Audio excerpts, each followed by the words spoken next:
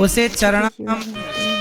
पर शंकर जी को जो नहलाने का जल है, उस जल को आप अपनी आंखों से लगाकर शिव जी पर चढ़ाया जल अपने ऊपर सिंचित कर सकते हैं, उसे पी नहीं सकते।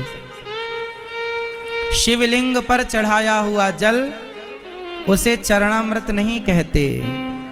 उस जल से अभिषेक हो सकता है आपका, मतलब उसको छींटा मार सकते हैं, आंखों से लगा सकते हैं, उसे पीने का अधिकार शास्त्र नहीं देते। शिव महापुराण में ये क्वांटिटी नहीं लिखी कि आप शंकर का शिवलिंग घर में केवल एक ही रख सकते हैं। कोई तुमसे कह दे कि घर में शंकर का शिवलिंग नहीं होना चाहिए, कोई तुमसे कह दे कि शंकर जी का चढ़ा हुआ जल नहीं पीना चाहिए, कोई तुमसे कह दे शंकर जी पे चढ़ी हुई बेलपत्र नहीं खाना चाहिए, कोई तुमसे कह दे शंकर जी पे चढ़ा हुआ प्रसाद नहीं खाना चाहिए, तो समझ लेना कि वो आपको केवल पागल बना रहा है, वो आपको केवल मूर्ख बना रहा है।